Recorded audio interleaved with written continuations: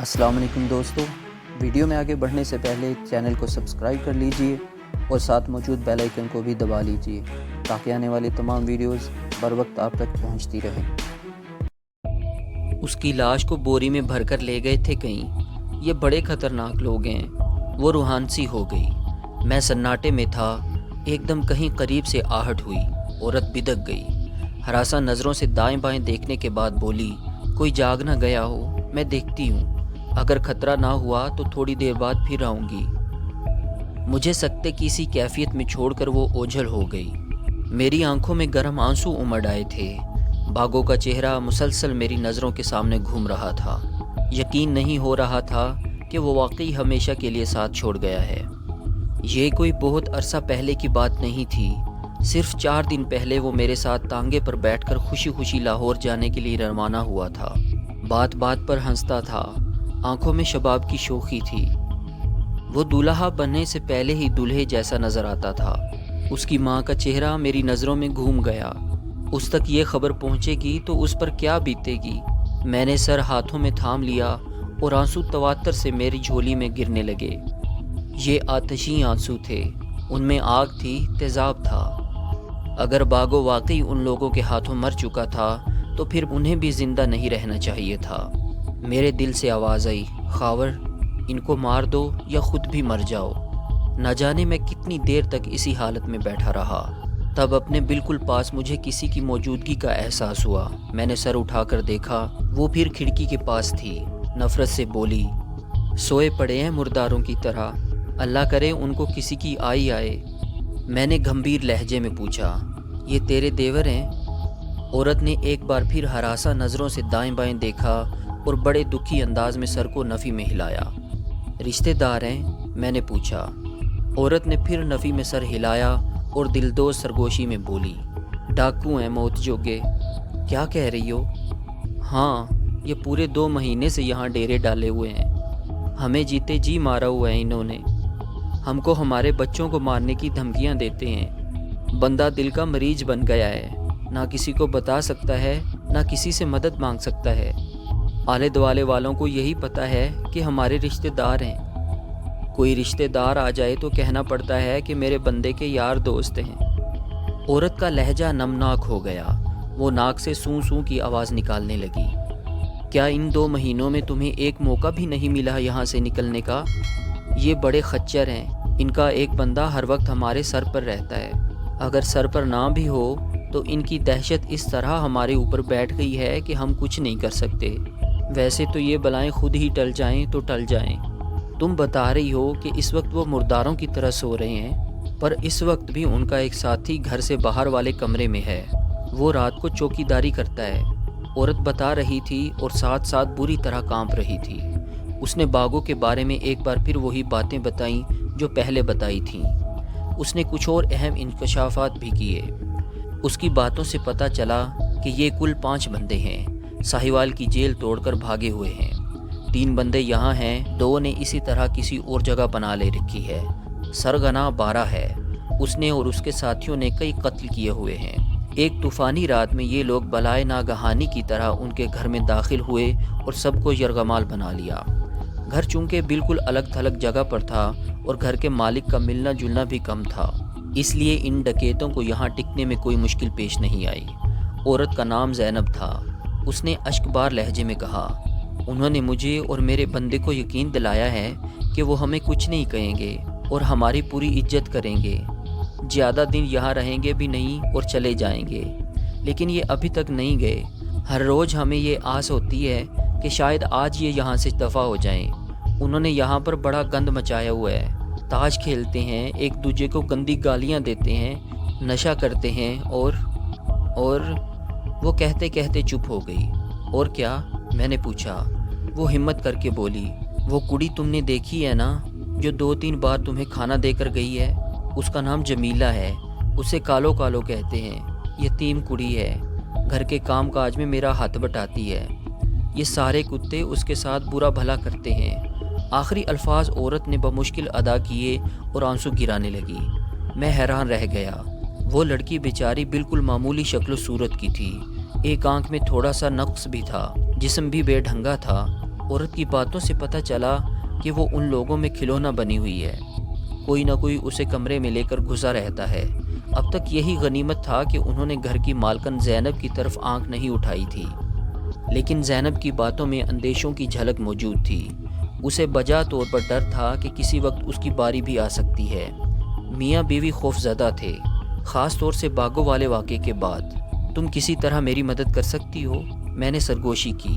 میں کیا کر سکتی ہوں؟ اگر انہیں کوئی شک ہو گیا تو وہ بری طرح پیش آئیں گے۔ ہمارے چھوٹے چھوٹے بچے ہیں، خطرے سے بچنے کے لیے تھوڑا بہت خطرہ تو مول لینا ہی پڑتا ہے۔ اس نے گھونگھٹ کی اوٹ سے مجھے سر تپا دیکھا اور بولی، میرا بندہ کہتا تھا کہ تم جاگیر میں گھڑ سواروں کے سردار ہو اور لوگ تمہیں بڑا مانتے ہیں۔ سردار والی بات تو ٹھیک ہے، لیکن اگر… اچھا میں چلتی ہوں۔ عورت ایک دم پیچھے ہٹ گئی۔ اسے داخلی دروازے کی طرف سے آہٹ سنائی دی تھی۔ اس کے اوجھل ہونے کے 2 منٹ بعد فیکا اندر آیا۔ اس کے ہاتھ میں گند تھی۔ میں روٹی کھانے میں مصروف ہو گیا۔ اس نے دور ہی سے میرا جائزہ لیا اور کھانستا ہوا آگے نکل گیا۔ اسے دیکھ کر مجھے بہت طیش آتا تھا، لیکن آج ضرورت سے زیادہ آیا۔ وہ میرے بھائی باگو کا قاتل تھا۔ اس کی گولی نے جان لی تھی باگو کی۔ اب یہ بات ثابت ہو چکی تھی کہ باگو نہیں ہے۔ یہ 3 دن بعد کی بات ہے۔ میں کچی دیوار سے ٹیک لگائے بیٹھا تھا اور صحن میں امرودوں کے ایک بڑے ڈھیر کو دیکھ رہا تھا۔ یہ امرود کل باغ سے توڑے گئے تھے۔ میری شیف بڑھ چکی تھی۔ ٹخنے پر زنجیر کی مسلسل رگڑ سے زخم سا بن گیا تھا۔ اس کے علاوہ بھی جسم پر جلنے کے 2-3 چھوٹے زخم ٹھیک نہیں ہو رہے تھے۔ یہاں مکھیاں بھی کافی تھیں۔ دروازہ کھلا اور بارہ اندر داخل ہوا۔ اس خبیث کے چہرے پر سب سے نمایاں چیز اس کی آنکھیں تھیں۔ یہ بڑی بڑی آنکھیں اس کے چہرے سے بالکل جدا تھیں۔ اس کے چہرے پر اچھا یا برا جو بھی تاثر ہوتا تھا، یہ آنکھیں اس سے بالکل علیحدہ رہتی تھیں۔ بارے کے ساتھ جلاد صفت فیکا بھی موجود تھا۔ بارے کے ہاتھ میں ایک سادہ کاغذ تھا۔ اس نے آتے ساتھ ہی میرے بالوں کو مٹھی میں جکڑ کر میرے سر کو 2-3 بار کچی دیوار سے ٹکرایا اور دانت پیستے ہوئے بولا، چل اس کاغذ پر لکھ اپنے کرتوت، جو کچھ کیا ہے سب کچھ لکھ اور نیچے انگوٹھا شنگوٹھا لگا اپنا۔ میں نے کیا کیا ہے؟ اس نے الٹے ہاتھ کا تھپڑ مارا۔ میرے منہ میں خون کا نمکین ذائقہ گھل گیا۔ وہ پھنکارا، جو تو نے کیا ہے وہ تجھے بھی پتہ ہے اور ہم کو بھی پتہ ہے۔ لکھ کہ تو والی کی بیوی پر بری نظر رکھتا تھا، تو نے اس سے زبردستی کی کوشش بھی کی ہے، تو اپنی غلطی پر شرمندہ ہے اور معافی مانگنا چاہتا ہے۔ اگر تجھے معاف کر دیا جائے اور جانے دیا جائے تو کبھی اپنی منحوس شکل نہیں دکھائے گا اور یہ علاقہ ہی چھوڑ جائے گا۔ سب سے پہلے اوپر لکھ کہ تو جو کچھ کہہ رہا ہے خدا کو حاضر ناظر جان کر اپنی مرضی سے کہہ رہا ہے۔ چل لکھ۔ بارے نے کاغذ قلم میرے سامنے پھینک دیا۔ میں ایسا کچھ نہیں لکھوں گا بارے۔ باگو کی موت نے میرے اندر عجیب سرکشی بھر دی تھی۔ تیرے تو وڈے وڈیرے بھی لکھیں گے اور قبروں سے نکل نکل کر لکھیں گے۔ بارہ پھنکارا۔ اس کے ساتھ ہی اس نے فیکے کو اشارہ کرتے ہوئے کہا کہ وہ اسلم کو بھی اندر لے آئے۔ میں سمجھ گیا کہ وحشیانہ مار پیٹ کا سلسلہ پھر سے شروع ہونے لگا ہے۔ ایک بار تو جی میں آئی کہ بارے پر جھپٹ پڑوں، لیکن پاؤں کی زنجیر نے مجھے بے بس کر رکھا تھا۔ فیکا ابھی دروازے سے نکلا ہی تھا کہ بیرونی دروازے پر دستک ہوئی۔ دروازہ عام طور پر فاضل ہی کھولتا تھا۔ فاضل کی آواز سنائی دی، اس کے بعد 2 اور بھاری آوازیں سنائی دیں۔ مجھے اندازہ ہوا کہ بارے کے باقی 2 ساتھی آئے ہیں۔ بارہ بھی مجھے خونی نظروں سے گھورتا ہوا باہر چلا گیا۔ میرا اندازہ درست تھا، بارے کے دونوں یار آئے تھے، تاہم ان کے ساتھ ایک نسوانی آواز بھی سنائی دے رہی تھی۔ یہ آواز کالو یا زینب کی ہرگز نہیں تھی، یہ نئی آواز تھی۔ ان دونوں افراد کے آنے سے مجھ پر سے فوری مصیبت ٹل گئی۔ سفید کاغذ اور قلم وہیں ایک طرف کونے میں پڑے رہے۔ بارے کے ساتھیوں کے آنے کے بعد گھر میں بار بار کہکہوں کی آوازیں سنائی دیتی رہیں۔ رات کا کھانا بھی اہتمام سے پکایا گیا۔ بھونی ہوئی مرغیوں اور زردے کی خوشبو میرے قید خانے تک بھی پہنچ رہی تھی۔ میں کچھ دیر کے لیے سو گیا۔ کسی نے مجھے بلا کر جگایا۔ یہ کالو تھی۔ وہ سلاخ دار کھڑکی کے پاس کھڑی تھی۔ اس نے 2 روٹیوں پر رکھا ہوا مرغی کا سالن سلاخوں کے اندر سے مجھے پہنچایا اور اسی طرح زردے کی چھوٹی سی پوٹلی بھی پہنچا دی۔ یہ عورت کون آئی ہے؟ میں نے کالو سے پوچھا۔ پتہ نہیں مجھے، وہ بیزاری سے بولی۔ بولتے ہوئے اس کے پیلے دانت ایک دم نمایاں ہو جاتے تھے۔ وہ چلی گئی تو میں اس کے لہجے کی بیزاری پر غور کرتا رہا۔ اندازہ ہوتا تھا کہ وہ ان شب و روز سے عاجز آئی ہوئی ہے۔ اس کا جرم صرف اتنا تھا کہ وہ ایک عورت کا جسم رکھتی تھی۔ رات کو دیر تک ہنسنے بولنے کی آوازیں آتی رہیں۔ شاید شراب کا دور بھی چل رہا تھا۔ میری نگاہ بار بار کونے میں رکھے کاغذ قلم پر پڑتی تھی۔ بظاہر یہی لگتا تھا کہ بارہ وغیرہ مجھ سے معافی نامہ لکھوا کر مجھے یہاں سے بھگا دینا چاہتے ہیں، لیکن معمولی سمجھ بوجھ والا شخص بھی جان سکتا تھا کہ عملی طور پر ایسا ممکن نہیں ہے، خاص طور سے باغوں کی موت کے بعد تو یہ ناممکن تھا۔ اس چار دیواری میں میری زندگی کو شدید خطرہ لاحق تھا، اور گھر کی مالکن زینب ٹھیک ہی کہتی تھی کہ کسی بھی وقت کچھ ہو سکتا ہے۔ اگلے روز صبح سویرے زینب سے پھر ملاقات ہوئی۔ میں اس وقت جاگ رہا تھا۔ وہ مجھے ناشتہ دینے کے بہانے کھڑکی کے پاس آئی۔ روٹی، مکھن اور شکر اس نے کھڑکی کے اندر پہنچائے اور محتاط نظروں سے ارد گرد دیکھنے لگی۔ اس کا گھونگھٹ ہولے ہولے لرز رہا تھا، اور یہ لرزش اس امر کی گواہ تھی کہ وہ خود بھی سر تپا کانپ رہی ہے۔ اس نے اپنی چادر کے اندر سے ایک لوہے کی پتری نکال کر میری طرف بڑھا دی۔ یہ لوہا کاٹنے والا دندانے دار بلیڈ تھا۔ میں نے اسے بستر کے نیچے چھپا دیا۔ وہ ہجانی انداز میں بولی، کسی طرح یہاں سے نکل جاؤ، اور ہو سکے تو ہم نصیب سڑوں کے لیے بھی کچھ کرو۔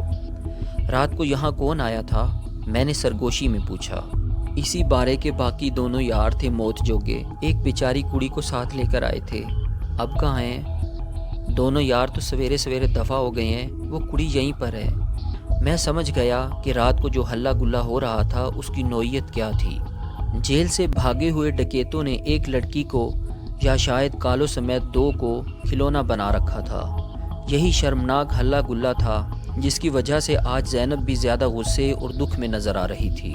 میرا دھیان ماچن رابعہ کی لڑکی کی طرف چلا گیا۔ اس دن وہ بھاگی تھی اور ایک رائفل بردار نے اس پر فائر کیا تھا۔ بعد میں وہ لڑکی کے پیچھے فصل میں گھس گیا تھا۔ کہیں یہ وہی تو نہیں تھی؟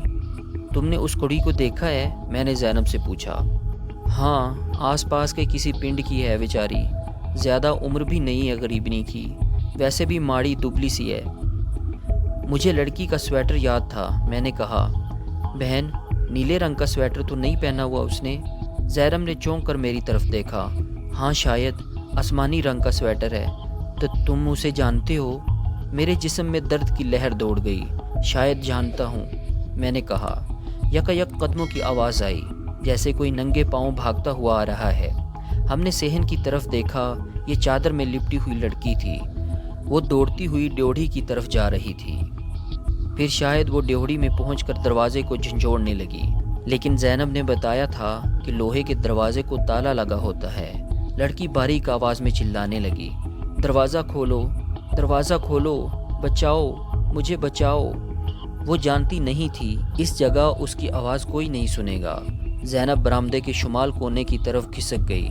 چند ہی سیکنڈ بعد بارہ کسی اندرونی کمرے سے نکلا اور بھاگتا ہوا صحن میں پہنچا۔ غالباً وہ نیند سے اٹھا تھا۔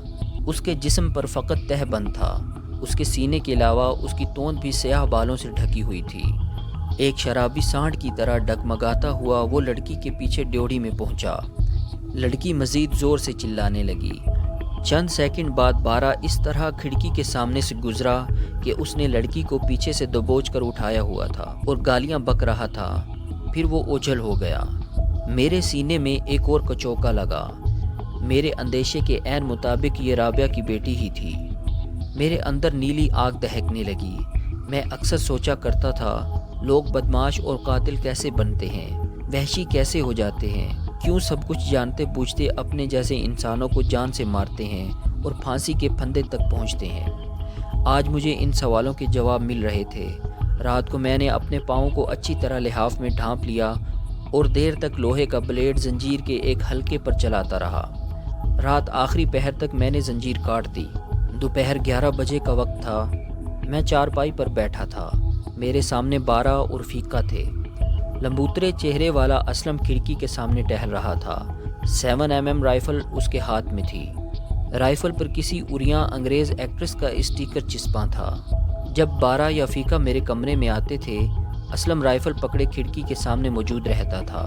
دوسری احتیاط یہ کی جاتی تھی کہ کمرے میں آنے والا مجھ سے ایک محفوظ دوری پر بیٹھتا تھا۔ بارے کے ہاتھ میں بید نما چھڑی تھی۔ اس نے چھڑی سے سادے کاغذ کی طرف اشارہ کرتے ہوئے کہا، آخری بار کہہ رہا ہوں، انسانوں کی طرح لکھ دے۔ انسانوں کی طرح ہی کہہ رہا ہوں کہ نہیں لکھوں گا۔ بارے کے چہرے پر غیظ و غضب کی چنگاریاں چھوٹ گئیں، تاہم اس کی سرد آنکھیں اس کیفیت سے لا تعلق تھیں۔ یہ گہری آنکھیں جیسے ہر وقت دعویٰ کرتی رہتی تھیں کہ وہ بہت دور تک دیکھتی ہیں، کچھ بھی ان سے اوجھل نہیں، لیکن آج شاید وہ غلط کہہ رہی تھیں۔ میری زنجیر کا کٹا ہوا حلقہ ان آنکھوں سے اوجھل تھا، میرے پہلو میں زنجیر اپنی سالم حالت میں پڑی دکھائی دیتی تھی۔ بارے نے گالی بکتے ہوئے بید نما منحوس چھڑی فیقے کی طرف اچھالی، جسے فیقے نے ہوا میں ہی دبوچ لیا۔